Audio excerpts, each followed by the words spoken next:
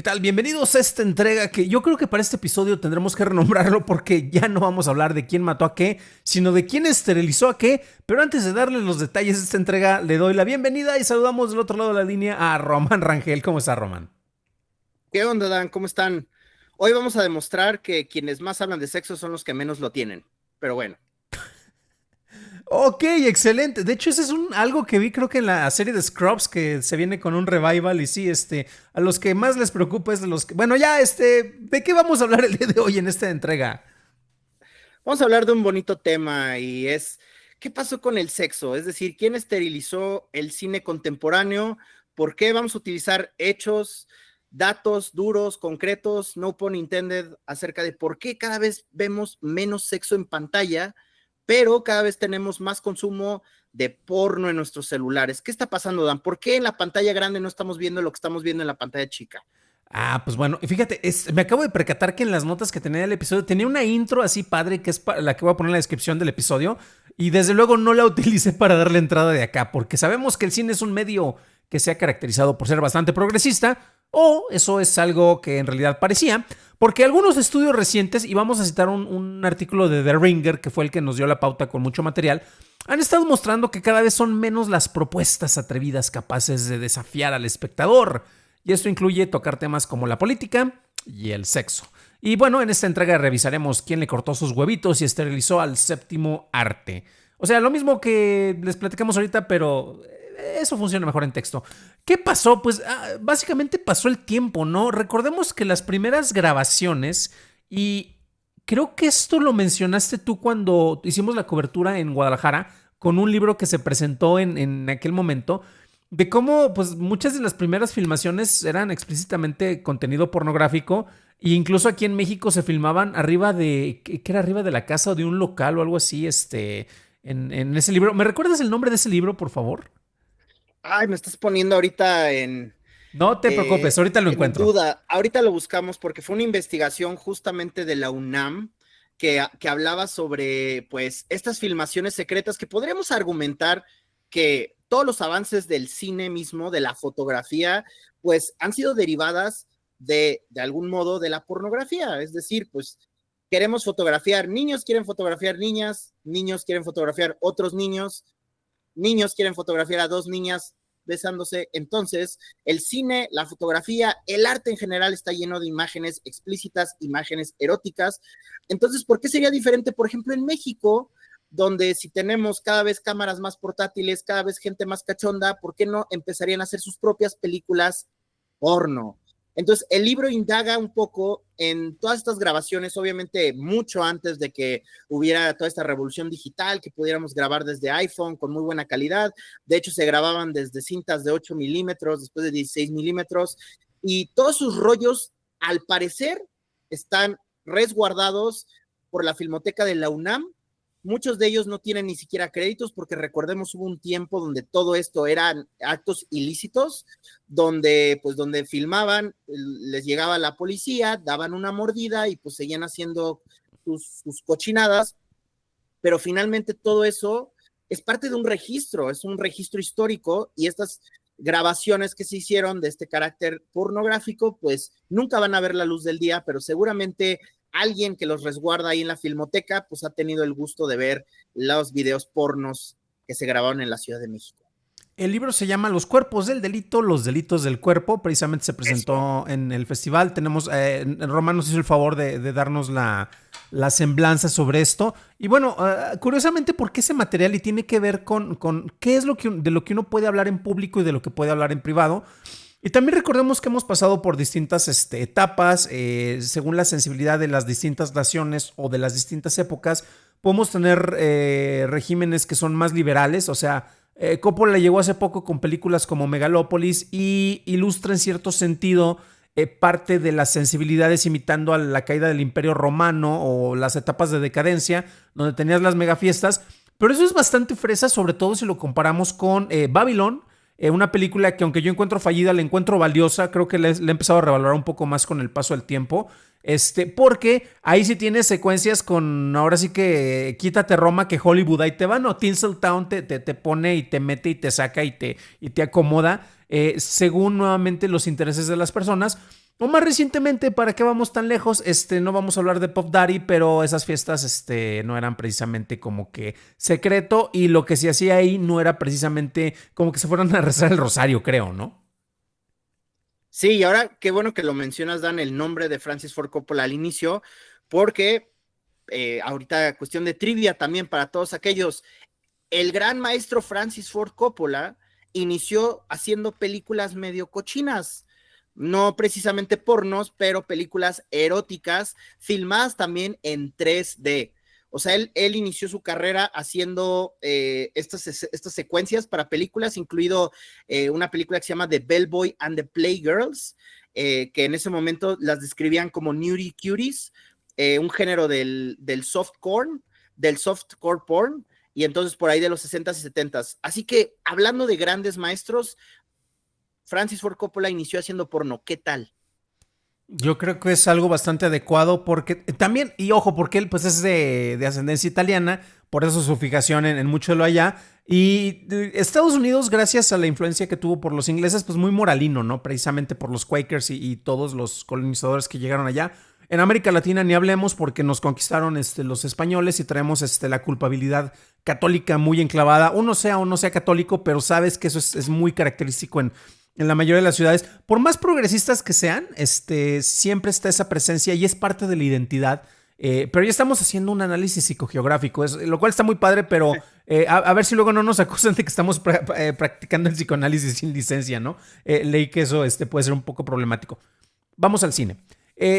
Precisamente yo creo que si nos ponemos a revisar, todavía durante los 80s se exhibía en cartelera pública y no únicamente en algunos rinconcitos o la famosa sala que creo que ya no existe en Morelia, la que estaba, mi hotel se encontraba al lado de una sala de cine porno bastante conocida de esos rumbos, a la vuelta a un par de cuadras precisamente del complejo del centro de Morelia. Y era algo que tú encontrabas y no únicamente en esos complejos. Yo me acuerdo en mi rancho en San Juan de los Lagos, tenías, antes de que quitaran los cines en esa etapa, tenías las 4 funciones y era permanencia voluntaria, ya sabes. Tenías como una especie de función de estreno, una como clase B, y en la noche tenías la película no por, precisamente para el público que quisiera verla, y te podías echar todas por el mismo boleto, ¿no? Me acuerdo que ahí podías ver, no sé, Robocop 2 cuando se estrenó y luego Robocop 1 porque era más barata y ya en la noche pues la otra película.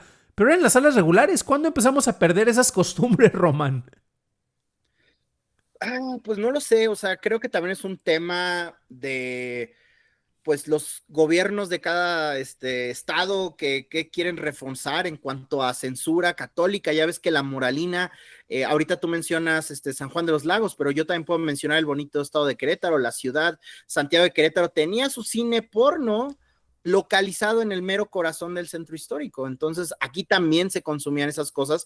Todo el mundo sabía de este cine adulto que se exhibía, pero lo cerraron. Ahorita me parece que es un antro, ya tiene muchos años de no ser un cine porno y no, que yo sepa, no existe una exhibición como en esos años donde todo el mundo sabía dónde se ubicaba ese cine y esas películas, ¿no?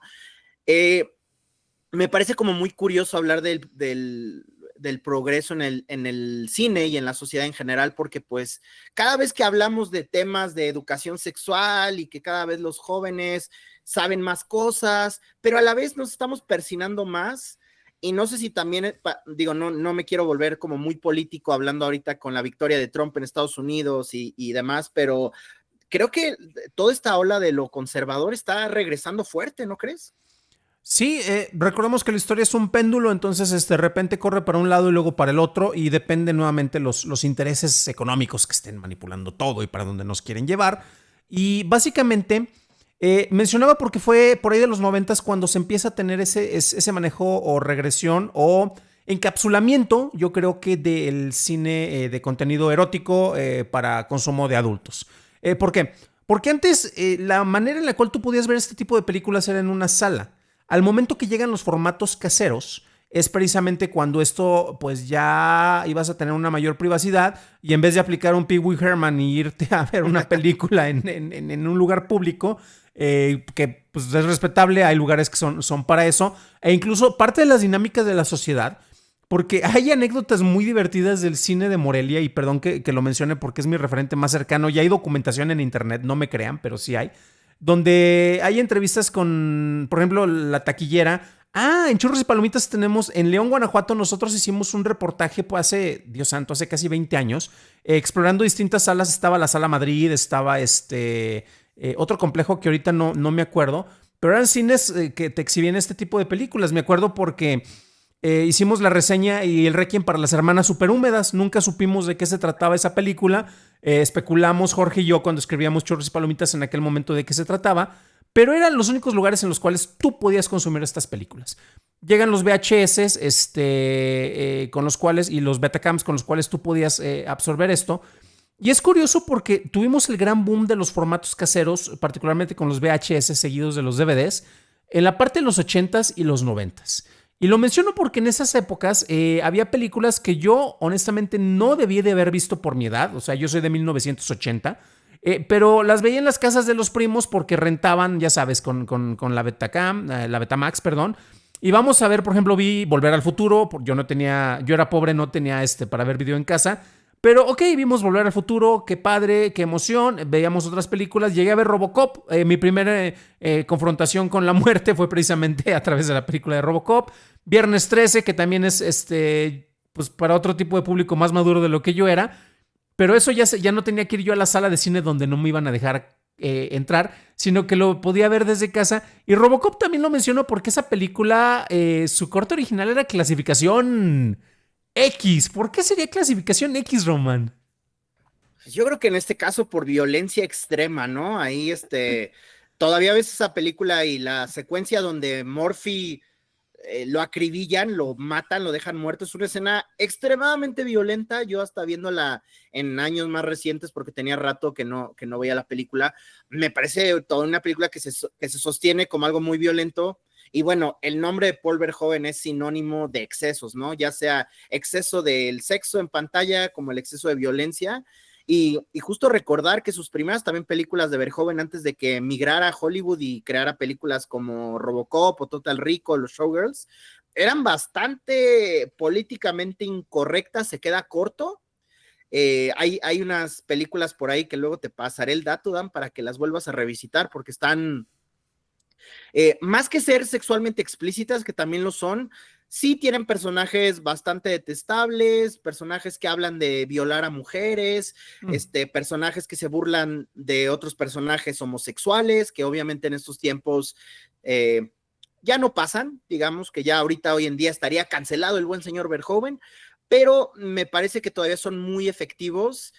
Y la verdad es que yo extraño esas películas, porque yo también de niño vi muchas películas que no debía haber visto para mi edad, y justamente todavía me doy cuenta que si tú ves películas hasta de antes de nuestros tiempos, de los años 70, para los 80, son películas que no le piden nada a lo que se hace actualmente en cuanto a términos de material explícito, ¿no? Ahorita vamos a mencionar algunos ejemplos, pero toda esta bonita era de los 70s y 80s, hablando del cine porno, pues debemos recomendar, si no la han visto, una joya de película que se llama Boogie Nights, de Paul Thomas Anderson, donde justamente recrea todo lo que estás ahorita también mencionando, ¿no, Dan? Así de cuando llegan los videocassettes, los formatos caseros, pues el porno, pues también se vuelve, pues digamos que en un declive de calidad, ¿no? Ya no se necesitan guiones, ya no se necesitan actores. Tú puedes hacer tu peli porno en tu casa, ¿no? Y tú lo puedes ahí traficar con tus cuates, venderlo en el mercado negro y demás, y eso hace que también la pornografía, si es que alguna vez se intentó legitimizar, pues obviamente perdería mucho de su calidad. Y pues ahorita, pues ya prácticamente cualquiera puede hacer un video porno. Nada más tengan cuidado de no compartirlo en redes, chavos, o también cuidar de qué hoteles van, porque Dan nos compartió un meme en Discord de todas las películas porno que graban en varios hoteles de la Ciudad de México, y donde él tiene la teoría de que quizás aparecen más de uno, aunque no sé si quiera comentar, Dan, de esto. Sí, el meme lo encuentran en Discord o en mi Facebook. No lo compartí en X porque pues, X, güey. Y ojo, corrección, y yo mencionaba, cuando de repente voy al Festival de Guadalajara, al Festival de Cine, y alguien me dice que me reconoce por mi trabajo, me preocupa porque ahí estaba grabaciones de moteles en Zapopan, moteles en Tonalá, moteles en Guadalajara, y yo, Verde, digo, no, no es como que yo haya ido a esos lugares yo voy a ver solo películas, ¿no? Y ya les dije que en Morelia yo me hospedaba en el hotel literalmente que está al lado del, Hacienda del Cortijo, que estaba al lado del cine porno, que creo que ya no existe, ¿verdad? Ese cine. Mira, este año que fui a Morelia no pasé por ahí. Digo, esas cuadras también están las chicas galantes de la noche, por cualquiera que le interese, No, pero también, de las 24 horas, ¿eh? Son muy trabajadoras y me consta de digo, me consta de segunda mano. bueno, pero en el día pues andan más escondidas, ¿no? Pues es un ambiente familiar, pero Mm. ya en la noche también esos rumbos están un poquito feos, pero el año pasado todavía estaba el cine porno. Le tomé una foto. Este año no lo sé. Yo espero que ahí siga porque es prácticamente una institución en Morelia, entonces espero que alguien todavía pues Mm. esté chambeando. Yo no sé cómo es dormir en un hotel pegado a eso. ¿No te despiertan los ruidos o Debo no de lo sé? confesar que en algunas ocasiones escuchaba ese tipo de ruidos porque pues también, aunque era hotel, algunos lo utilizaban como motel y pues bueno, ya, pero no tuve esos demasiado acerca de mí. Y ojo, porque es curiosa y es pertinente la mención nuevamente de ese cine y ahorita regresamos al cine en general, porque entre las crónicas que se contaban es que precisamente muchos de los que iban allá, porque está ubicado enfrente de lo que era la antigua central de autobuses de Morelia. Y lo que pasaba es que ahí iba mucho foráneo. O sea, personas de comunidades como de rancherías que vivían cerca son los que más acudían a ese cine. Y curiosamente eso no regresa que si no tienes los recursos para verlo en tu casa, en la comodidad del hogar, en los formatos caseros, pues acudes a lugares de convivio general, donde nuevamente se pueden dar otro tipo de actividades. Y regresando a los procesos de legitimización, porque ha habido grandes películas, algunas de las más conocidas como Garganta Profunda, Detrás de la Puerta Verde, etcétera, estaban en la etapa en la cual el cine no se legitimizaba per se, el cine de estas clasificaciones, pero convivía sin tanto problema con la exhibición de películas comerciales, ¿no? No es como que la tuvieras después de la matiné o al mismo tiempo, pero incluso creo que Kevin Smith en su última y fallida película hace algunos guiños sobre las permanencias voluntarias y que venían. Y hay una etapa entre los 70s y 80s y ahorita estoy haciendo una revisión, ahora sí que lado a lado, con el relanzamiento de la película de Calígula, que se grabó en el 79, se liberó en el 80, 82, llegó creo que a video casero después. Pero esa película en su momento fue de las más taquilleras de Estados Unidos, a pesar de que el corte original era un desastre. Cabe destacar que la película es atribuida a cuatro personas principalmente, Tinto Brass, Gore Vidal y Bob Guccione, Franco Rossellini. Y se menciona que no tuvo directores y al mismo tiempo tuvo directores. Tinto Brass, por ejemplo, dice que el nuevo corte de su película pues no tiene nada que ver con la idea que tenían.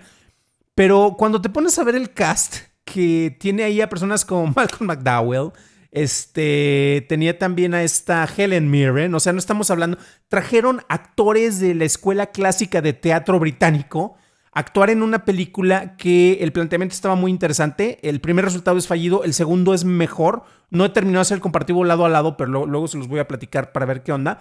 Pero notabas que había aspiraciones que tenemos directores más contemporáneos, como con películas de Nymphomaniac, que han tratado de retomar y dicen, cine es cine, expresión es expresión, manejo corporal es manejo corporal. Y ahí quisieron combinar ambas escuelas, llamémosle de esta manera, pero que al final pues fue una cosa fallida, porque aparte uno de los productores pues estaba más asociado con una productora de cine no por, y con eso trataron de compensar distintas secuencias y yo lo veía en el corte original.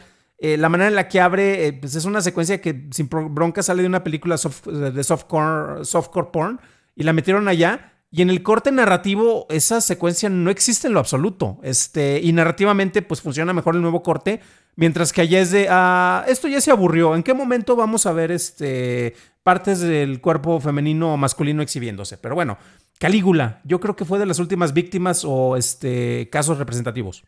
Yo te quería preguntar justamente de Mm, Calígula porque hace tiempo, bueno, en periodo pandémico, cuando hablábamos de esta película de Eternals, de mm. Chloe Zhao, se notaba a leguas que había sido filmado por la directora recién ganadora del Oscar y las secuencias de acción o de efectos especiales muy cargados donde se nota que trajeron literalmente a otro equipo para dirigirlo y se nota como que no es lo mismo. No sé si en Calígula es similar, donde se noten las escenas con actores como Malcolm McDowell, Helen Mirren, digamos que es una producción británica como del Masterpiece Theater, ¿no? De estos como más elevado, más exquisito, y literalmente inserten las escenas porno, a lo mejor dirigidas por Tinto Brass. ¿Sí se siente así como desconectado una secuencia de otra o sí están integradas mejor? Sí, no. Si ves el corte original, completamente, porque está mal editado, o sea, no hay de otra. Para el trabajo de restauración que se hizo para el corte actual, había material que únicamente estaba en las bóvedas de la productora de cine porno. Se hizo rescate de muchos audios que estaban en casas de particulares, o sea, fue una gran labor como restauración, honestamente, solo por eso vale la pena verse. Obviamente tiene más cosas, pero sí notabas si tenías básicamente 3 escuelas. Y es que se puede alegar que uno de los directores, de los fotógrafos, que fue Silviano Hipóliti, él podría compartir sin bronca el crédito de director, pero es que se dio una combinación muy, muy interesante de todos estos factores: guión, director, producción. Y tú ves las partes donde hay un mayor trabajo de guión. Sí, escuela narrativa clásica que convive con desnudos y con algunas secuencias no necesariamente explícitas de sexo crudo, pero sí como que con siluetas que te indicaban que esta secuencia ocurre mientras había una orgía en la parte de atrás, o había tortura física de personas y mutilaciones en la parte de atrás. No todo era sexo, sino que sí había secuencias explícitas de otro lado, y de repente ves que va Helen Mirren y se le ven las nalgas. O sea, son secuencias que dices, va, ¿por qué? Pues porque va a tener una secuencia romántica con Malcolm McDowell, y pues no llegan al acto sexual, por ejemplo, ellos, pero ves que esto está planteado como con un juego de sensibilidades, y en el fondo hay otro. Y aparte, porque en el corte original la película básicamente está muy mal editada porque tenían una historia medio narrable, pero necesitabas completar los minutos para que se exhibiera en sala de cine, y es donde se agarraron un montón de chavas con la promesa, y ojo porque esto en los 70s es: chicas guapas, las queremos como extras en una película de James Bond. Las agarran, se las llevan y ponte esta ropa y, pues es película de James Bond, se tiene que ver sexy, pero en vez de traer mis botas a gogó, resulta que traigo una toga. ¿Y por qué la toga solo me cubre el cuello? Y se las llevaron literalmente para grabar estas secuencias para esta película con engaños. Literalmente eso pasó y está documentado. Y esas secuencias fue para rellenar. Ahí sí ves que fue de asistente número 3 de cámara, que me lo grabe por favor por acá. Entonces sí se ven como que esas 3 sensibilidades. Que ahorita me recordaste hacer un paréntesis porque hace poco revisité el increíble documental de Viviana García Besné de Perdida. La familia de Viviana, pues obviamente se dedica a la restauración de películas, y pues no sé si te acuerdas, Dan, cuando estrenó Perdida, hablaban de estas versiones cachondas de las películas del Santo. Entonces, donde filmaban la misma escena, con la diferencia de que en una escena están las chicas de Drácula con un velo así muy delgadito, y en otras están literalmente topless, y son escenas que nunca estaban pensadas para ser exhibidas en el mercado mexicano, ¿no? Porque pues justamente por la censura, pero definitivamente había mercados como el mercado europeo, donde esas secuencias se integraban a las películas y pues podían ser mucho más exitosas pues gracias a esos desnudos, y por muchos años se pensaron que estaban perdidas. De hecho, hasta el mismo hijo del Santo negó la existencia de ese material, ¿no? Porque diciendo que es una falta de respeto a su padre, pues porque es un ícono, pero después demostraron, porque encontraron los rollos, las latas, donde ese material todavía estaba ahí preservado, ¿no? Sí, y es una excelente acotación. De hecho, parte el trabajo de restauración. Y saludos a Viv si nos está viendo. Ella nos acompañó creo que por lo menos en un programa donde hablamos de su documental de Perdida. Y pues ella ha estado rescatando mucho el legado de los Calderón, el cual ahí se ve que también había leyendas peculiares. Hay cosas súper interesantes, como tienes secuencias ahora con el relanzamiento de la Mujer Murciélago. Secuencias que se grabaron con secuencias submarinas, que dices, eso era insólito para la época en la cual se estaba grabando. Se antecedieron a James Cameron en cierto sentido. Pero también están los detalles de que sí, se hacían los 2 cortes porque había una posibilidad de mercado en Europa, y es de, no, o sea, sí se hicieron cortes. Yo he llegado a ver 2, la de los leprosos y el sexo, y la de el vampiro y el sexo. He visto esos 2 cortes a la par de las películas que sí se liberaron para todo el mercado. No eran precisamente buenas, ¿eh? También cabe aclarar. O sea, la de los leprosos y el sexo, que es un trabajo de restauración respetable, pero no hay una narrativa muy funcional y los guiones son malos. O sea, tampoco vamos a defender cosas que no. Tienen una relevancia histórica, desde luego, Pero también es curioso porque sí se hicieron con el potencial de negocio, pero nunca hubo negocio per se con esas copias. Lo cual me lleva a cuestionar, digo, recientemente salió Párvulos, saludos a Isaac Svan, de repente nos ve y nos comenta, no entiendo por qué sacó 2 cortes de la película y lo he dicho públicamente, porque eso es como que un símil, aunque en este caso es con la violencia de la película, pero ¿para qué sacar 2 cortes de película? ¿Qué obedece el tratar de sacar distintos cortes como pasó con Robocop y una versión X y después pasó a clasificación R si no me falla la memoria? Sí, de hecho ahorita puedes encontrar las 2 versiones de Robocop donde la diferencia yo creo que es mínima, lo mismo que Párvulos, no he tenido el placer de ver Párvulos, pero creo que la diferencia es, en el caso de Robocop son fotogramas, literalmente son fotogramas de los cuerpos que explotan, así de los balazos, eso la hizo clasificación X, uno ve las 2 versiones y dice... La neta es la misma película. Sospecho que Párvulos es la misma película porque creo que hay un minuto de diferencia, ¿cierto? Es lo que yo vi según las páginas de información de Cinépolis, pero no puedo testificar porque no tengo interés y no vi el corte para adultos.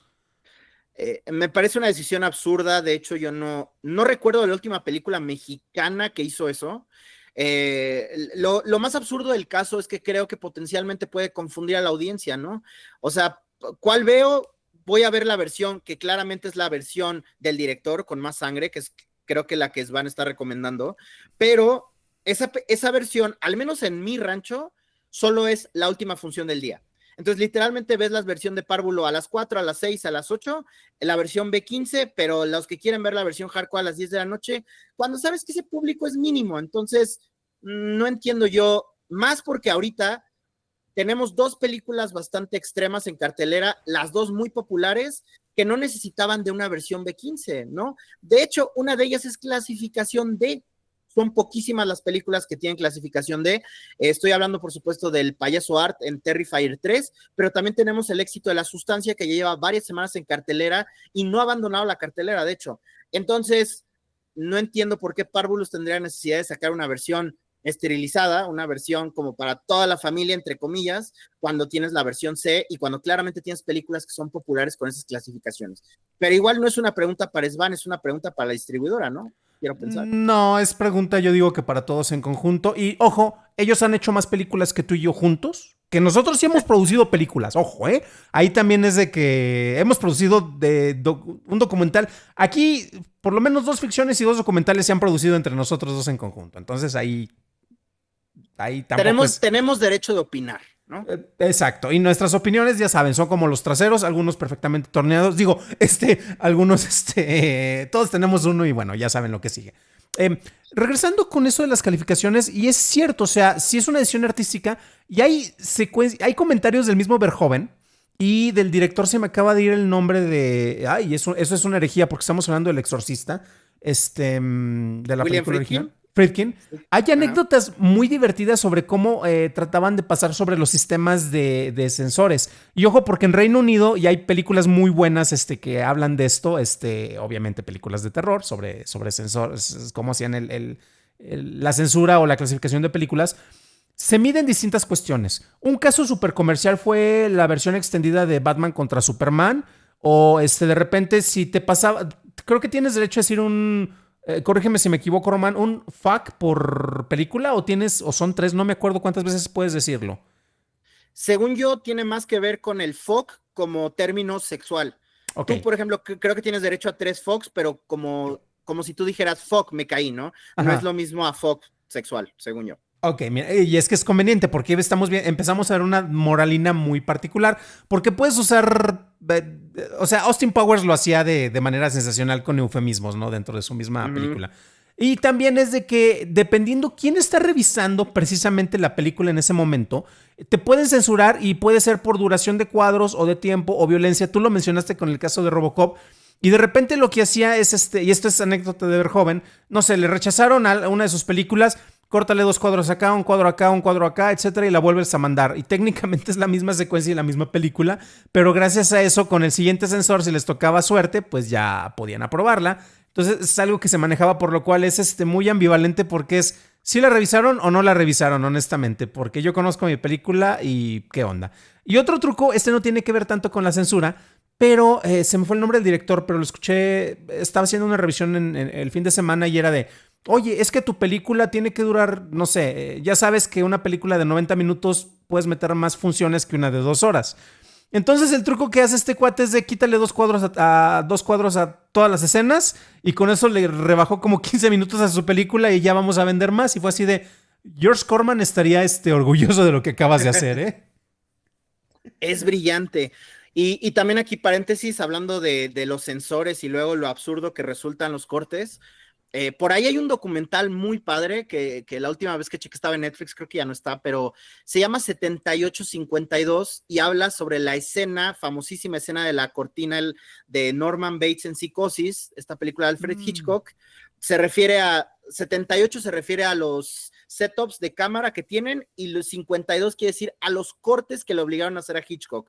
De hecho, uno ve la película y la escena original era mucho más sangrienta, es decir, se veía cómo atravesaba la navaja a la actriz, pero pues los sensores en ese tiempo, hablamos de 1960, pues dijeron, eso no lo puedes permitir, eso es muy violento. Entonces Hitchcock usó trucos no solo de cámara, sino trucos también con el audio, con la famosa canción o tonadita de Herman, que se escucha donde realmente uno siente que es más violenta la escena, que realmente nunca se ve el cuchillo cómo penetra, y solo hay mínima sangre. La versión original tiene mucho más sangre y entonces es muy curioso que hicieron un documental de más de 90 minutos solo para la secuencia de la regadera. Entonces muy recomendable por ahí si lo pueden checar.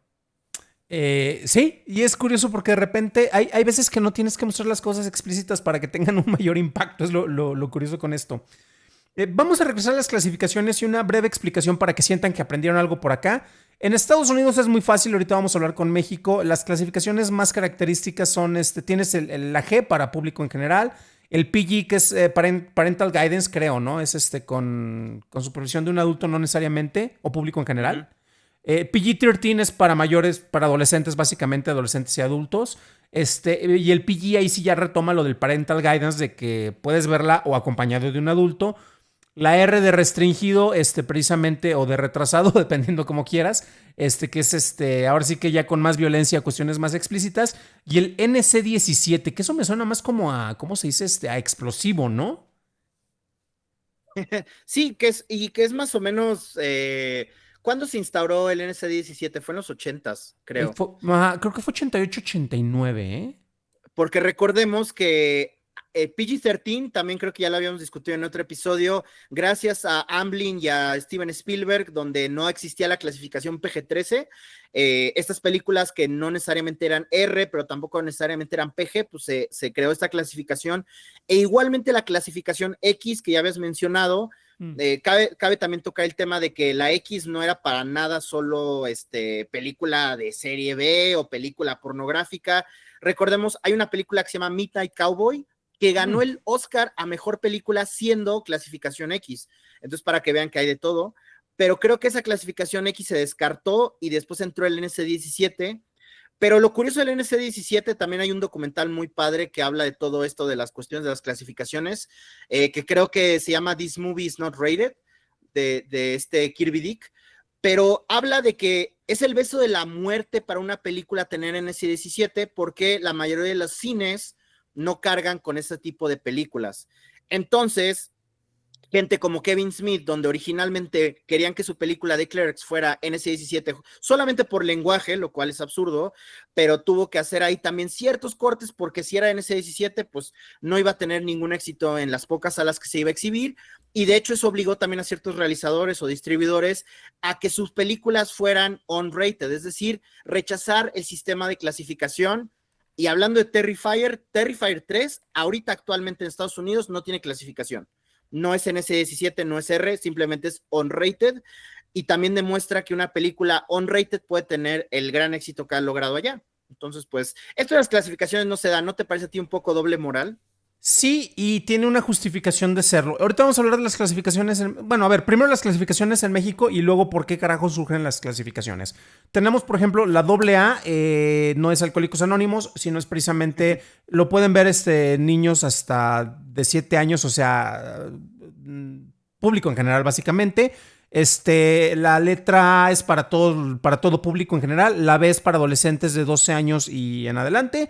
El B15 es precisamente para las vitaminas que deben de tomar. No, ¿eso es B2, B3? No, para personas hasta de 15 años en adelante, en pocas palabras.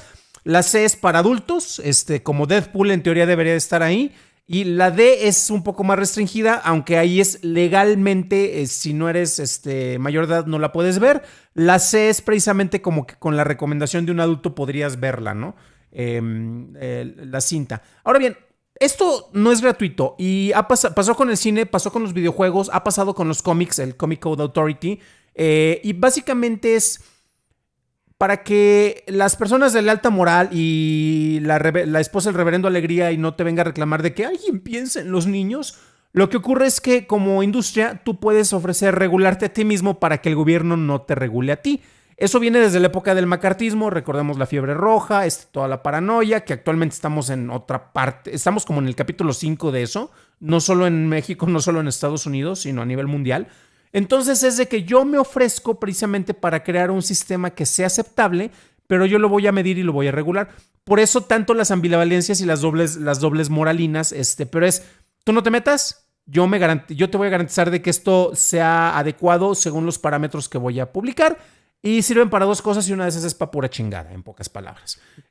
Pasó con los cómics, por ejemplo, de los cómics que salieron sin el Comic Code Authority, pues es básicamente cuando tenías a Speedy, que era el sidekick de Flecha Verde de Green Arrow metiéndose heroína, o a Harry Osborn con problemas de droga, el amigo de Spider-Man. Fueron de los primeros cómics populares y comerciales que salieron con eso, sin el código de aprobación del Comic Code Authority. Pero se estableció cuando tenías cómics más populares de horror establecidos antes y básicamente se querían censurar. Nuevamente el horror y el terror estaban siendo las víctimas, ¿no? Cuando en realidad son los que pueden aprovecharlo de manera más ingeniosa, como tú lo mencionaste, con Terrifier, en este caso, ¿no? Oye, y hablando de los cómics, por ejemplo, más underground, como toda la obra de Robert Crumb, Freaks the Cat y todo, que tenía un alto nivel sexual, ¿eso estaban también literalmente censurados? No entrabas en clasificación. Y ahí tenías dos opciones. Y esta es la funcionalidad. Imagínate que tú eres... vamos a hablar del cine y ahorita regreso a los cómics. Tú eres un señor Ramírez que acaba de recibir un gran premio precisamente por instituciones internacionales porque has promovido la cultura francesa. Y resulta que tienes que cuidar tu imagen porque es negocio, promueves el arte en distintas cuestiones. Todo es negocio. Recordemos que todo es negocio. Y qué bueno que el señor puede apoyar en distintas maneras a la difusión cultural. Pero tienes que cuidar tu imagen. Es al punto al que llegamos. Por lo mismo, si tú vas a ofrecer dentro del producto cuestiones que ayuden a que el público sensible y mojigato vea que tú ofreces un control sobre la oferta de contenidos o de películas, pues con eso no se van a meter contigo porque al menos tú estás ofreciendo esas opciones para avisar al público e informarle sobre lo que debe o no debe de ver. Aunque sabemos que la mayoría de las veces se decide por qué función está más cercana del horario que puedo o porque le preguntas a la persona que te está vendiendo el boleto. Si tú ofrecieras películas que no tienen clasificación y no eres explícito sobre esto, te metes en tremendos problemas. Eso pasaba con los cómics. Tú podías ofrecerlos, sobre todo, recordemos que por ahí de los 80s es cuando se popularizan más las tiendas de cómics. Entonces ahí lo que ocurre es que pues ya es un nicho underground.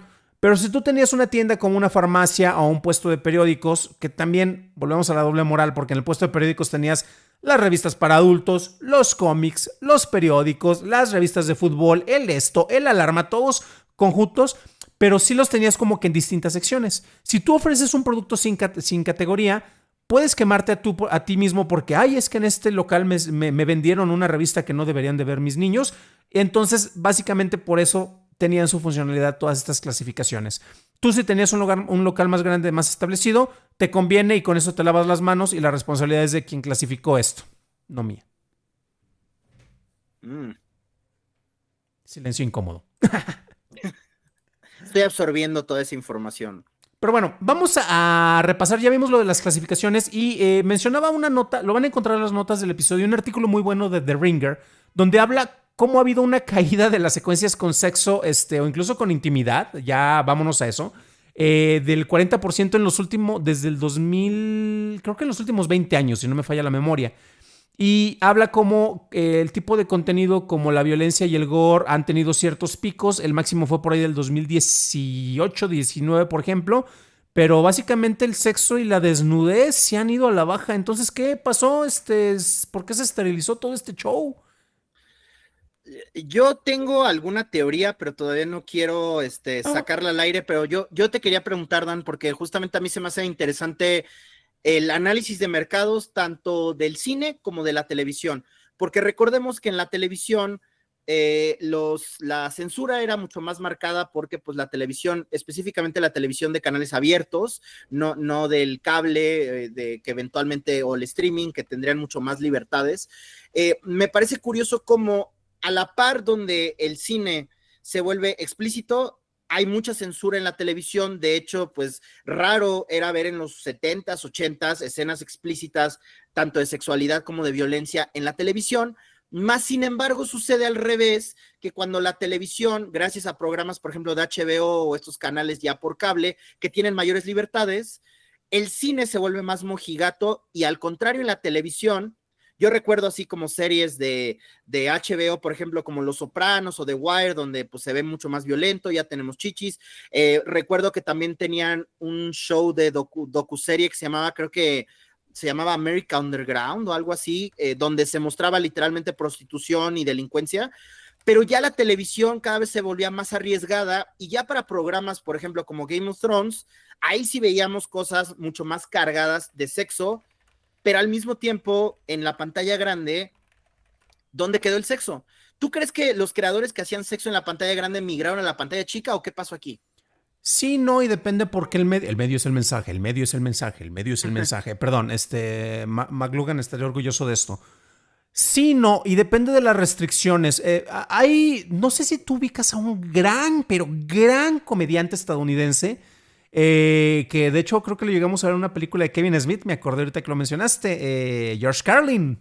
Que en paz descanse. Que en paz descanse, y cómo lo extrañamos, porque él sí decía, ahora sí que decía la neta, y no únicamente los Gen Xers y los viejitos, podemos decir que antes sí se hacía comedia con humor y sin pelos en la lengua. Y él tiene un monólogo buenísimo que lo lanzó en 1972. Fíjense cómo en los 70s es donde se empieza a hacer el mojigatismo más particular, en el cual se habla de las 7 palabras que no puedes decir en televisión.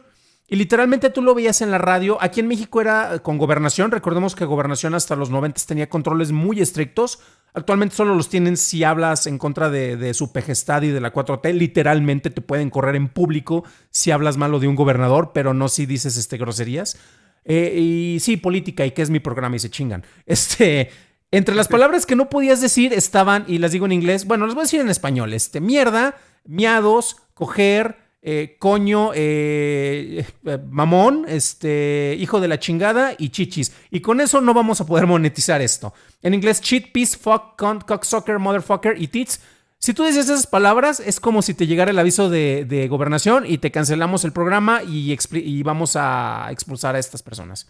Esto era la regulación para el contenido en público. ¿Qué es lo que ocurre? Que con canales como en HBO en particular, como estás en cable, no tienes que obedecer estos lineamientos, ya que tu contenido está no regulado, o el en sí not classified, por lo cual sí tenías esta mayor libertad. Yendo ya directamente a tu pregunta, ¿qué es lo que ocurre? HBO, y literalmente hay un libro muy bueno sobre la historia de HBO que salió hace como 3 años, se me va el nombre, luego se los averiguo, donde se habla cómo fue migrando de ser un canal, literalmente es el canal de los señores cuarentones y más viejos, completamente mi perfil, en el cual ibas a tener prioridad en cosas como los eventos deportivos o las peleas de box, y además, básicamente tu programa cuántas chichis mostraba por episodio. Y literalmente era parte de los lineamientos para tener una serie exitosa, y era con estudios de mercado y no era gratuito, y literalmente el incluir secuencias de desnudos te ayudaba a que un público fiel que sí paga por tu producto, esa es la mayor característica, quisiera adquirirlo. Lo veíamos, y tú lo mencionaste, series como Game of Thrones, y no es el único caso. O sea, en The Batman no recuerdo que haya habido secuencias explícitas con desnudos o cosas por el estilo, pero está el cliché de It's not porn, it's HBO, por lo cual ahí muchos se fueron a refugiar, pero ahí no es tanto como si fuera una línea editorial, sino que aquí tienes permiso y pues aprovéchalo. Oye, si ya salieron 3 dragones, pues que salgan un número similar de desnudos o de secuencias más explícitas, porque pues no está siendo regulado. ¿Y qué es lo que ocurre? No necesariamente porque ahí se vayan creativos. Recordemos que si alguien que hace cine se va a la televisión es porque no está agarrando chamba en cine. Háganle como quieran, esa es la triste realidad. Son muy pocos los que pueden brincar de un reino al otro y es mucho más difícil que alguien de la televisión brinque al cine, pero no es tanto que haya libertades, sino que tienes pues manejos de restricción distintos. Pero hoy en día también, hablando justamente de HBO, si hacemos la comparativa de cuándo se estrenó la primera temporada de Game of Thrones, fue por ahí del 2016. No, antes, eso fue Antes, 2009, 2010. bueno, digamos 2010 para cerrar, para tener así un dato, pero compara las primeras temporadas de Game of Thrones y después comparándolo con el spin-off de House of the Dragon, está mucho más tímido en cuanto a quizás no violencia, porque siguen viendo de gente descabezada y demás, pero por ejemplo, las secuencias donde iban a estos lugares, estos centros de prostitución, ¿no? Donde se ven las orgías, eran mucho más explícitas. Entonces, hasta el mismo HBO, ¿sientes que se ha visto más mojigato? Depende porque recuerda que tienes una mayor variedad de contenido. Y ojo porque si tienen Max van a poder checar que contenido donde literalmente tenían a estrellas y actrices de películas para adultos, pues básicamente ellas tenían y conducían programas de entrevistas como El Rancho de las Conejitas, que era de Honey Bunny Rancho o algo por el estilo, para HBO. Y esas son producciones de hace más de 15 años. Son más viejas porque era cuando HBO era el nicho, que es lo que explicaba, para el nicho de los viejitos calientes, no sé, o que buscaban ese consuelo en sus contenidos. Pero eso que tú no estás viendo en esa serie en particular, tú lo puedes encontrar en otras series. Succession no es como que se caracterizara por tener contenido sexualmente explícito, pero si te vas a la vida sexual de las colegialas, serie de HBO, pues vas a ver que sigue teniendo presencia, pero con otros canales. Pero sin dragones, yo quiero dragones y chichis, ¿no? ¿Qué pasó? Y, no, me llama la atención porque hablando de el medio es el mensaje, que parece mensaje subliminal de canción de Gloria Trevi. Lo voy a escuchar ahorita en la noche. Pero, por ejemplo, hablemos de otro rapidísimo para no alejarnos tanto del cine. La radio. ¿Tú recuerdas los programas de Howard Stern? Oh, sí. Los programas de Howard Stern en su tiempo, el güey era sumamente vulgar. De hecho, los multaron varias veces por el contenido tanto sexual como del uso del lenguaje, porque recordemos que él estaba haciendo en la radio, o sea, era un canal de radio, no como después que ya migró, creo que similar a lo que es el cable contra la televisión abierta, ¿no? En Sirius, radio... ya en radio digital, en Sirius FM. Pero tú ahorita ves a Howard Stern, que de hecho lleva ya no sé cuántas décadas haciendo lo que hace, y ya el tipo ya es otra persona completamente. Su programa tiene el mismo formato, pero sin todos estos elementos polémicos, ¿no? Y que creo que también es parte de la edad, ¿no? Howard Stern, pues ya no es la misma persona y demás, pero también ¿cuántos programas buscan ser transgresores? Y más en esos quizás plataformas ya arcaicas como la radio. ¿O tú conoces algún programa en alguna plataforma de audio, de podcast, que sea igual de transgresora como lo fue Howard Stern? Sí, no, recordemos que Howard Stern fue el autonombrado rey de todos los medios. Y él mismo decía, dominó la televisión, dominó el radio, que es su medio principal, y dominó el cine, porque hasta tiene una película, ¿no? Era Partes Íntimas, creo que se llamaba, si no me falla la memoria. Con Paul Giamatti, sí. Exacto, lo cual es básicamente mercadotecnia para sí mismo. Él es una figura irrepetible, pero curiosamente su actual sucesor, y aquí tal vez tú me vayas a reclamar, es un tal que entrevistó a Trump hace unos días, un tal Rogan, Joe Rogan. Pues yo creo que es su sucesor nada más en su alcance, porque son personas totalmente distintas. Exactamente, pero es la persona que tú te vas a informar y dependiendo... contenido es contenido también y uno puede catalogarlo desde el cristal de la subjetividad de uno.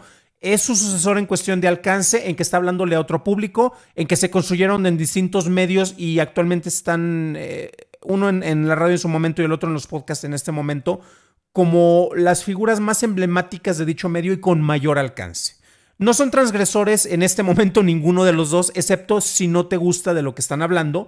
Y lo relaciono porque con cuestiones de políticas, honestamente ninguno de los dos. Me gustaba cómo entrevistaba Howard Stern en su momento, pero tampoco es como que alguien que tú quisieras para una entrevista crítica con Obama, por decir algo, que todavía le pudo haber tocado.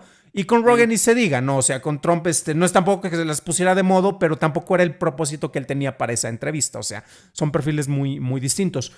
Pero regresando ligeramente a lo del sexo, recordemos que también con la diversidad de medios y de ventanas, no tienes que ver el contenido en una ventana de televisión o en una ventana de cine. Yo seguía, por ejemplo, el Two Girls, ¿qué era? Two Girls, One Mic. Es que esa era la referencia y era The Porncast. Era bastante divertido porque era una exactriz de contenido para adulto y otra que hacía contenido más generalizado. Hacían un podcast muy bueno y entrevistaban y contaban historias y anécdotas de lo que pasa en ese sector de la industria. Y era súper divertido. Eso es lo que era más apreciable. Empresas como Brazzers tienen su podcast que curiosamente han hecho un... Recuerda que si alguien te habla de la transmedia, es un viejito que se quedó hace 10 años creyendo que ese era el futuro de todos los medios sin entender que eso ya no aplica. Pero Brazzers, que es una productora muy popular, saca su podcast y con entrevistas y ahora saca videos de contenido en su canal en el cual es básicamente una entrevista, entrevistan a una actriz y pues el episodio de video terminan haciendo lo que cualquier contenido de Brazzers termina haciendo. Hay intercambio de fluidos y relaciones sexuales. Entonces ahí tienes un trabajo transmedia muy interesante. Pero entonces también la cuestión es de, ahora tenemos, ¿cuál es la pantalla más predominante en nuestro medio actualmente, Román? El celular, ¿no? ¿Y cuál es la plataforma que tuvo mayor crecimiento durante la pandemia para difusión y venta y compra de contenidos? Voy a adivinar que OnlyFans, quizás. Exactamente, que es básicamente el Patreon para el contenido que no quieres que se vea por allá, porque Patreon también tiene patrones de, algunos dirían que de censura, en realidad es porque tienen que cuidar pues las relaciones que han establecido con distintos medios, porque puedes ofrecer contenido para adultos dentro del mismo Patreon, pero tienes nuevamente autorregulación, tienes que saber cómo venderlo. Pero pues recordemos, todos tenemos una amiga o una conocida que vende fotos artísticas en OnlyFans. Háganle como quieran. Y recuerdas que hubo un periodo así como de una semana en los medios donde supuestamente OnlyFans iba a descartar todo ese contenido y que ya no iba a ser una plataforma para desnudos y sexo. ¿Te acuerdas cuando dijeron eso y se arrepintieron como tres doritos después? Básicamente es como cuando se cae WhatsApp, todos van a migrar a otra plataforma, pero como no tienen alcance y en este caso se dieron cuenta del error, se reabre WhatsApp y todos regresan, ¿no? Es lo que pasó con el OnlyFans. Sí, y me parece un caso muy interesante el OnlyFans porque regresando a lo político y la doble moral y todo, quiero proponer un tema que quizás nuestras radioescuchas, o no es la radio, pero pues nuestro público femenino, ¿qué piensa sobre si el porno o el contenido explícito o el contenido erótico puede servir para empoderamiento femenino? Es decir, ¿hay una línea feminista en el porno? ¿Sí o no? Vas, Dan. Hombre blanco opinando sobre mujeres, vas. Mira, no es como que yo tenga un gran conocimiento sobre el medio y la diversidad de talentos.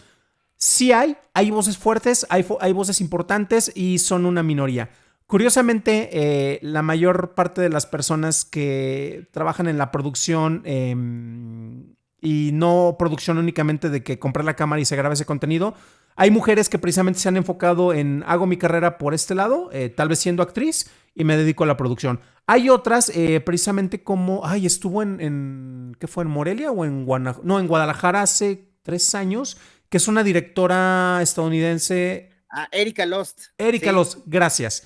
Que tiene una beta feminista muy bien clavada, muy bien producida y todo, pero es un caso entre un montón. Hay otras productoras como Hegre Art, que hacen un cuidado estético súper, súper detallado. Y sí es de empoderamiento femenino si quieres verlo. Pero el problema es que hay un prejuicio muy generalizado incluso por mujeres que no son consumidoras y sectores mojigatos que no son consumidores y que no conocen este tipo de producciones, que consideran que está siendo utilizada como un objeto, aunque la persona, la actriz o la directora o la guionista que están mostrando escenas explícitas en pantalla, lo hacen con su consentimiento, lo hacen precisamente porque ellas lo están promoviendo Y casualmente son las personas que se quejan sobre una mirada masculina en películas como The Substance, cuando eso se utiliza como una herramienta narrativa y como un instrumento de crítica y no como la sexualización por parte de los hombres. Ya me cancelaron, Ay, ¿verdad? sí, sí, ya estás cancelado, el programa ya está cancelado, estamos hablando para un gato que por ahí se quedó, pero eh, es que digo, no es cuestión de atacar a nadie, ¿no? Pero creo que también si vemos obras claramente feministas de otras épocas, y aquí yo voy a mencionar a la directora francesa, sabemos que en Francia el tratamiento de la sexualidad es muy distinto de lo que en nuestro continente se maneja. Es decir, allá, por ejemplo, hablando de clasificaciones, una película no necesariamente solo tener desnudos la hace automáticamente para adultos. Allá pues puede haber desnudos femeninos o masculinos, pero mientras no sean sexuales, pues pueden entrar dentro de la clasificación hasta para adolescentes, cosa que en Estados Unidos, si sale una película y se ve un pene, un desnudo frontal masculino, automáticamente como sea, aunque sea que se está bañando el vato, es automáticamente C, porque los penes, por alguna razón en el cine, no nos gusta verlos. Les dan Pero miedo. nos dan miedo, pero si ustedes ven la obra de Catherine Breillat, y es una directora muy reconocida que hasta la actualidad sigue haciendo cine, ella hizo películas verdaderamente feministas y verdaderamente transgresoras. ¿En qué sentido? Pues son películas que hasta se atrevió a utilizar actores de la industria porno, como Rocco Siffredi, para dos películas, creo que Anatomía del Infierno fue una de ellas y Romance X fue otra, pero haciendo historias pues bastante retorcidas, bastante psicológicas, y si un hombre las hubiera dirigido, a la mujer ya lo hubieran cancelado. Digo, a lo mejor estas películas, pues todavía el internet, las redes no existían, pero me pasa similar con The Substance. O sea, el atacar a la sustancia, siendo una directora francesa igualmente, que viene de esta escuela de un cine más explícito y demás, si un hombre lo hubiera dirigido, estaríamos cancelando al hombre, pero a la mujer tampoco entienden cómo ella tiene todo el derecho del mundo para reinterpretar esta mirada masculina y hacer una película que no necesariamente se acota a ningún mensaje político. Porque cualquiera que le quiera verle lo político al cine también está proyectando mucho de él, mucho más de la intención del director. Siendo sincero, pasa mucho con las películas. Y por ejemplo, una película que se celebró mucho, que hasta llegó a los Oscar, como fue Poor Things, dirigida y escrita por un hombre, Yorgos Lanthimos, dices tú, ok, utiliza desnudos muy explícitos en escenas también cargadas de mucha sexualidad, pero a él se lo celebran y se lo aplauden, ¿no? Le quedó muy bonita la película. Y digo, entonces le celebramos más al vato que hace el mensaje feminista que a la misma mujer que utiliza toda esa iconografía de la mirada masculina. ¿Qué pedo, no? ¿Qué está pasando? ¿Por qué esta doble moral? No lo entiendo. Yo tampoco, y es curioso porque, y lo platicamos con nuestra amiga Adriana Fernández, la última del Yorgos Lantimos, ¿cómo se llama? Kinds of Kindness. Esa Ajá. fregadera. Y yo platicando con Adriana, oye, pues ya le gustó a la actriz ser una encueratriz, ¿no? Porque es así de que, oye, ¿dónde enseño mis partes? Oye, pero es que el guión no lo requiere. ¿Dónde enseño mis partes? Es la nueva Marta Higareda, esta. Sí, ¿quién se cree? Es lo que iba a decir ahorita. Tú me ganaste, ¿no? ¿Quién se cree? ¿Marty Gareda o qué? Exacto. Pero bueno, es otro detalle. Y sí, ahí se ven los juegos de sensibilidad o también cuando alguien se quiere victimizar y seamos directos con eso. Y a mí me da tristeza porque hay gente que en verdad aprecio, pero de repente cuando ven eso no entienden cuando un mensaje, porque también depende de quién lo diga. No entienden cuando un mensaje se está diciendo como crítica o como parodia de algo y de repente se lo toman muy a pecho y le dan cualidades que no quiere. Y bueno, tristemente, yo lo mencioné también con las críticas de Little White Lies, una revista y una publicación que respeto mucho, pero a ellas les pasó completamente por encima el manejo y juego de desarrollo de Substance. Y es de carajo, y ustedes que son británicas deberían tener un mejor acercamiento con sensibilidades europeas y en realidad no son tan progresistas, pero bueno, Reino Unido es otra cosa. Último tema que quiero tocar, Román, antes que cerremos. Y esto, ahora sí que a Román le consta que la preparación y las notas del episodio no hemos tocado ni la mitad de todo lo que incluimos. Pero el que yo creo es uno de los principales culpables de la esterilización es precisamente la venta. Ya hablamos de que es yo me autorregulo para que tú no me regules y yo pueda seguir vendiendo mi producto, pero en el aparador adecuado. Y precisamente China y la India son dos de los mercados más importantes. Y ojo, porque a Estados Unidos le cae un 25% de la recaudación en taquilla de China. Pero si tú tienes presencia con tu película en esos dos mercados, es una enorme ayuda para la venta de tu contenido. Entonces, si ellos no pueden consumir lo que tú estás ofreciendo, simple y sencillamente, pues estás perdiendo dinero y por eso los juegos de clasificaciones, ya sabemos, ha pasado hasta con películas de Marvel o de Disney, que ellos son los que lloran primero cuando no pueden exhibir sus películas allá, porque me estás restando aproximadamente una tercera parte de los ingresos que yo podría tener a nivel mundiales. El primer mercado es Estados Unidos, segundos mercados internacionales, México usualmente es como el quinto mercado de los que más ingresos quedan, pero China podría ser el segundo y si no entras ahí, pues estás perdiendo dinero y por eso ayudan las clasificaciones. Último comentario. Recordemos Venom, que muchos podremos criticar lo pésimo que es las películas del Spider-Verse de Sony. Yo soy fan de las de Venom sabiendo que son muy malas. Y curiosamente, incluso con su tercera entrega, que es así, para mí fue muy mala. O sea, tiene partes divertidas. Yo quería ver un caballo con simbionte corriendo. Lo vi, fabuloso, pero la película no cierra nada bien.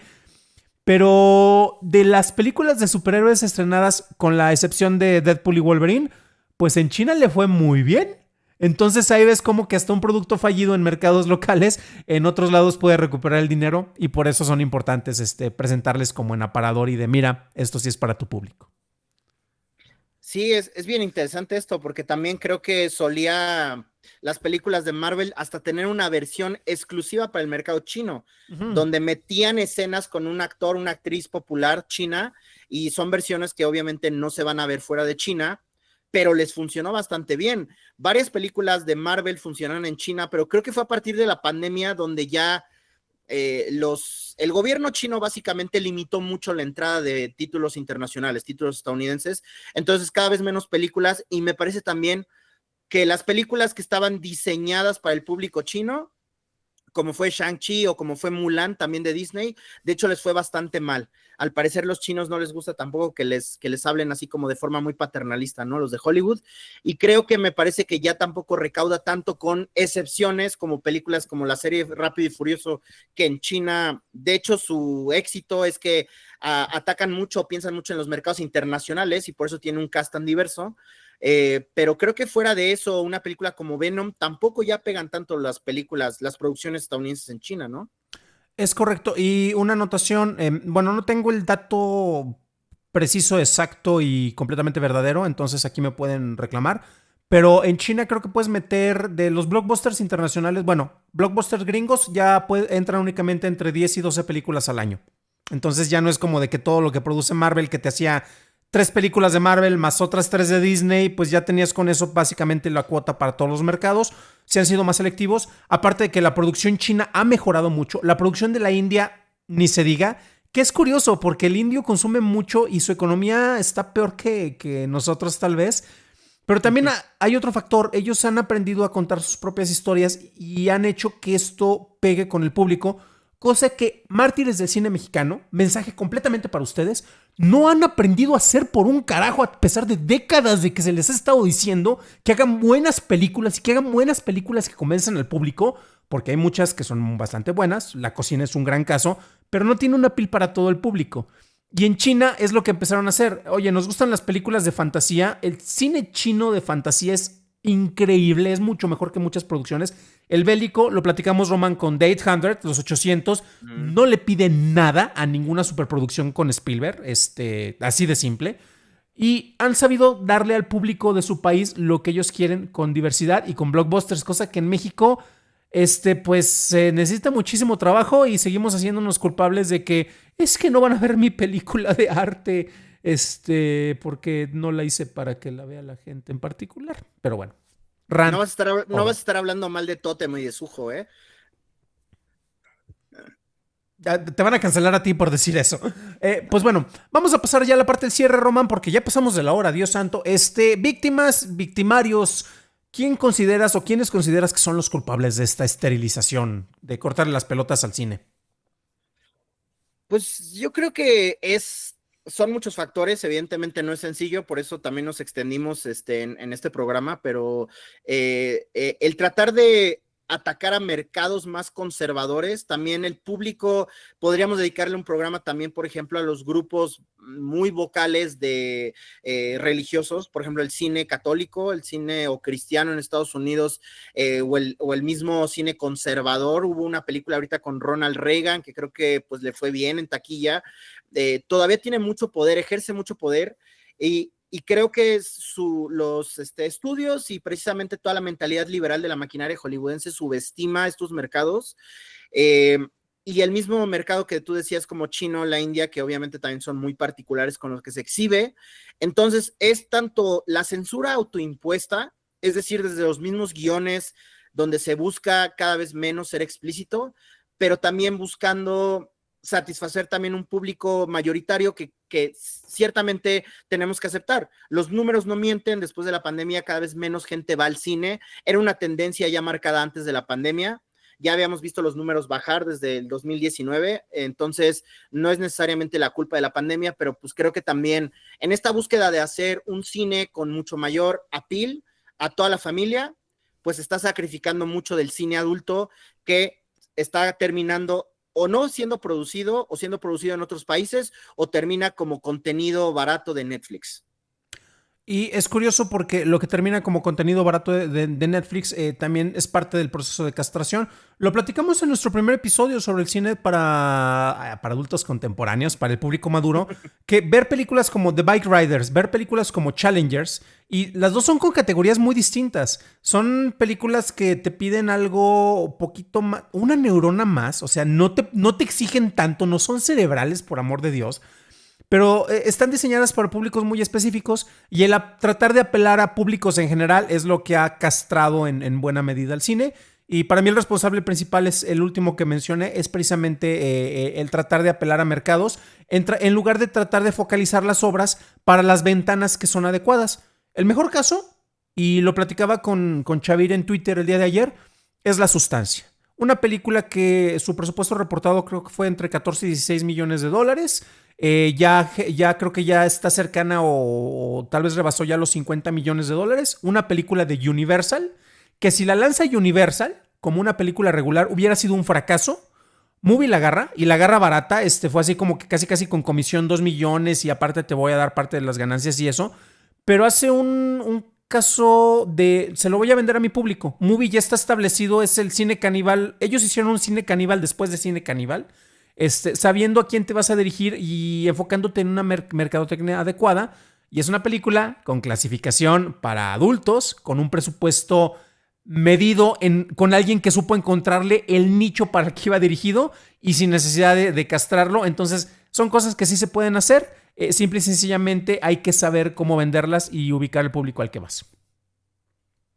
Totalmente de acuerdo, y creo que ya lo habíamos platicado. Terrifier 3, otro ejemplo de ni siquiera es una película de estudio como tal, de un estudio grande. Fue hecha con crowdfunding, la película esa fue la 2. La 2. No recuerdo. Pero digo, obviamente la tercera tiene un aumento de presupuesto, pero de todos modos un presupuesto sumamente bajo, hasta para estándares del género de terror, pero entendió perfectamente su público. De hecho, inventó un personaje icónico, porque en años que sigan vamos a mencionar a Freddy Krueger, a Jason Voorhees, pero también Arte Clown ya es nuestro nuevo villano slasher preferido, y supieron perfectamente entender al público, y te garantizo que vamos a ver Terrifier hasta el fin de los tiempos, o al menos hasta que las generaciones quieran un remake legítimo con algún actor de moda en esos años y volvamos a verlo desde el inicio. Pero creo que también digo, al final son excepciones a la regla, ¿no? Hay ejemplos donde, por ejemplo, el thriller erótico, hablando de películas de Paul Verhoeven como Bajos Instintos, como Showgirls, que parecen hoy en día que ya no existen. Por ahí creo que salió una película con Ana de Armas y Ben Affleck que quería retomar como este formato del thriller erótico, pero va a regresar con el estreno de una película que creo que también viene al mismo tiempo en México, que se llama Baby Girl. Es una película que distribuye A24 con Nicole Kidman, una actriz pues ya consolidada, que están también diciendo que puede que la nominen al Oscar.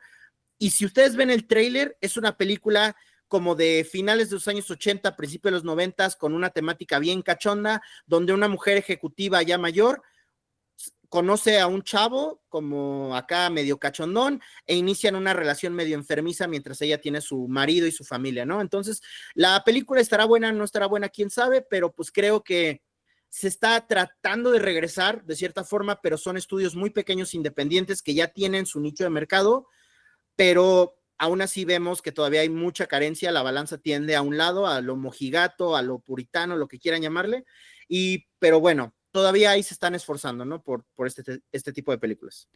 Y dos comentarios, y ahora sí, ya para cerrar. Cuando estamos haciendo la investigación, me metí a varios foros, en mismo Reddit, Quora, etcétera. Y resulta que hay quienes se quejan de que cada vez hay películas con más escenas sexosas y más secuencias de intimidad cuando las nuevas generaciones más bien están pidiendo, y sí, nuevas generaciones, me refiero ya a Gensers y alfas, quieren ver secuencias con películas que sean relaciones, ay, se me fue el nombre, relaciones que no son amorosas, Ah, sí, ¿Qué será? Puta, es un nombre de un filósofo, güey.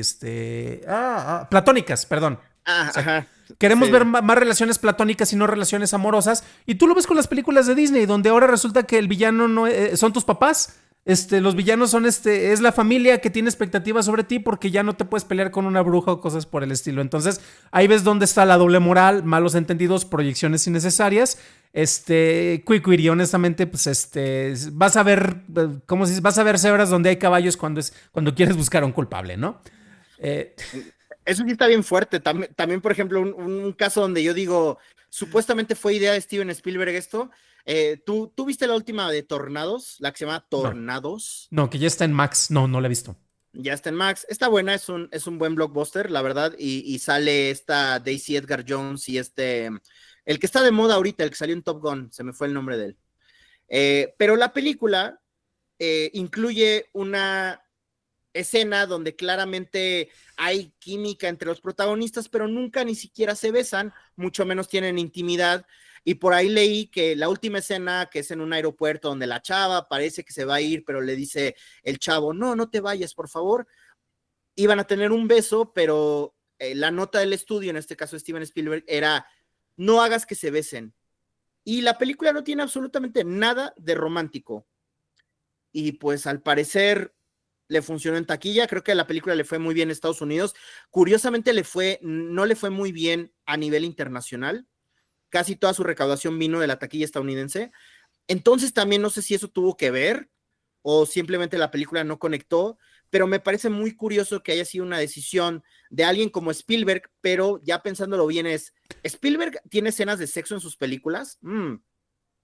¿Y ¿Podrá? recuerdas cuál fue la reacción del público? No estamos extendiendo mucho, este era un cierre, perdón, pero la reacción del público de ver los senos expuestos de Florence Pugh en Oppenheimer, que se andaban persinando, oh por Dios, unos senos en una película que me sorprendió de Christopher Nolan, porque sabemos que él nunca mete ningún tipo de escenas de ese estilo, pero si la gente se andaba persinando con una escena aparte que dura 2-3 minutos máximo, no me sorprende también que las notas de estudio sea queremos menos sexo porque la gente se escandaliza. Bueno, esto ya debería ser después de los créditos. Nolan siempre se quejan que sus personajes femeninos no tienen desarrollo o no exhiben todo lo que pueden. Ahí lo hizo y hasta más y se quejan, ¿no? Pero bueno. Exacto.